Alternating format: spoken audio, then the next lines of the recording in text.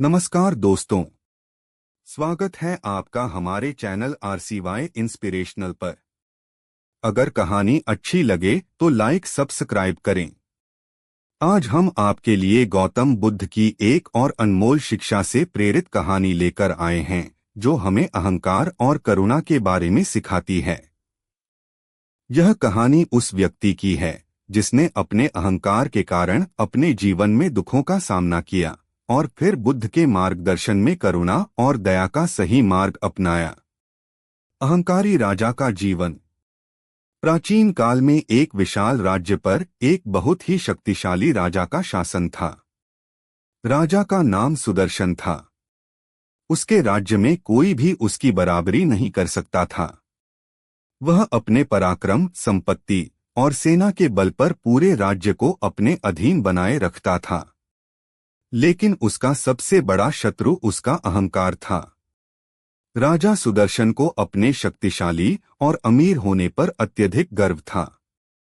वह सोचता था कि संसार में उससे बड़ा कोई नहीं है।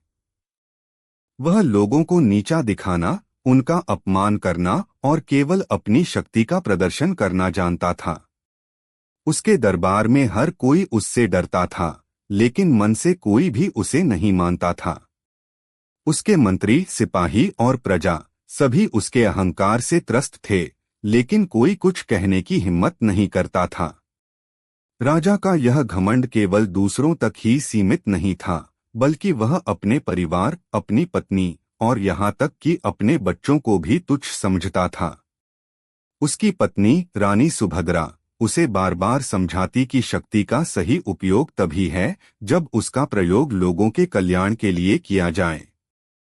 लेकिन राजा पर अहंकार का ऐसा पर्दा चढ़ा हुआ था कि उसे अपनी पत्नी की बातें सुनाई ही नहीं देती थीं। एक दिन राजा ने घोषणा की कि वह एक विशाल यज्ञ करवाएगा, ताकि उसकी शक्ति और संपन्नता का प्रदर्शन पूरे राज्य में हो सके। इस यज्ञ में उसने राज्य के सबसे अमीर और प्रभावशाली लोगों को बुलाया। लेकिन एक बात उसने साफ कर दी, जो भी इस यज्ञ में आएगा उसे राजा के सामने सिर झुकाना पड़ेगा और उसके पराक्रम की प्रशंसा करनी होगी। बुद्ध का आगमन और अहंकार की परीक्षा। यज्ञ की तैयारियां जोरों से चल रही थीं। राज्य भर के लोग इस आयोजन की चर्चा कर रहे थे। इस बीच गौतम बुद्ध अपने शिष्यों के साथ उसी राज्य में आए। बुद्ध को राज्य के लोगों से पता चला कि राजा सुदर्शन अपने अहंकार और शक्ति प्रदर्शन के कारण यज्ञ करवा रहा है। बुद्ध ने निश्चय किया कि वे राजा को सिखाएंगे कि अहंकार का परिणाम कितना विनाशकारी हो सकता है। बुद्ध अपने शिष्यों के साथ राजा के दरबार में पहुंचे।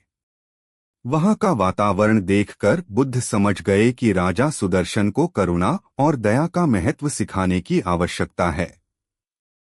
राजा को जब पता चला कि बुद्ध उनके दरबार में आए हैं, तो वह पहले थोड़ा घबराया।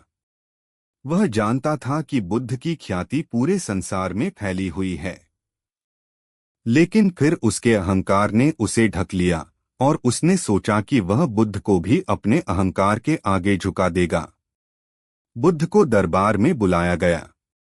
राजा ने उन्हें अपने सिंहासन पर बैठने का निमंत्रण दिया, लेकिन बुद्ध ने इसे विनम्रतापूर्वक ठुकरा दिया और कहा, मैं तो एक साधारण भिक्षु हूँ, मैं तो जमीन पर ही बैठूंगा।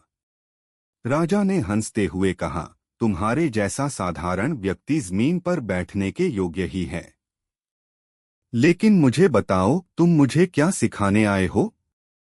बुद्ध मुस्कराए और बोले, मैं तुम्हें सिखाने नहीं, बल्कि तुम्हारे भीतर छिपे सत्य को प्रकट करने आया हूँ। तुमने अपने जीवन में बहुत कुछ पाया है, लेकिन क्या तुमने कभी करुणा का अनुभव किया है?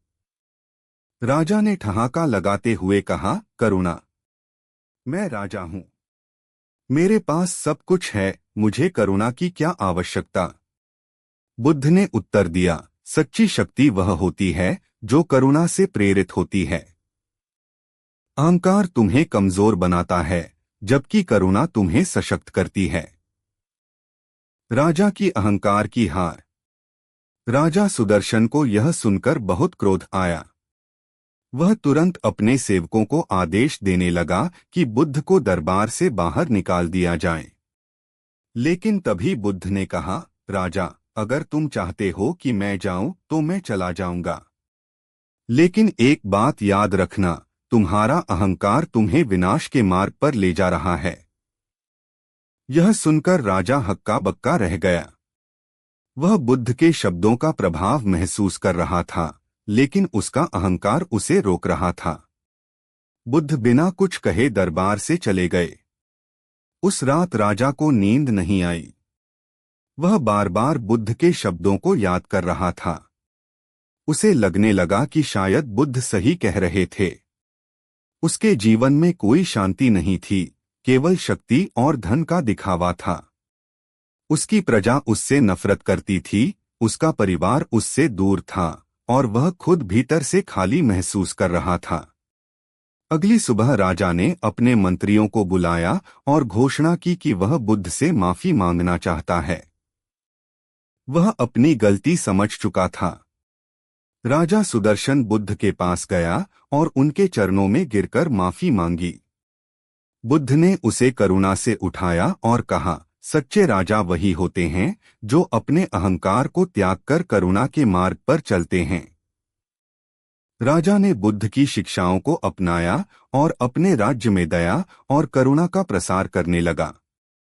धीरे धीरे उसका राज्य खुशहाल हो गया और उसकी प्रजा उससे प्रेम करने लगी। राजा ने अपने अहंकार को पूरी तरह त्याग दिया और करुणा के मार्ग पर चल पड़ा। निष्कर्ष, यह कहानी हमें सिखाती है कि सच्ची शक्ति करुणा और दया में है, न कि अहंकार और शक्ति प्रदर्शन में। गौतम बुद्ध की यह शिक्षा हमें यह समझाती है कि जब हम अहंकार से मुक्त होकर करुणा का मार्ग अपनाते हैं, तभी हमें सच्ची शांति और संतोष मिलता है। धन्यवाद।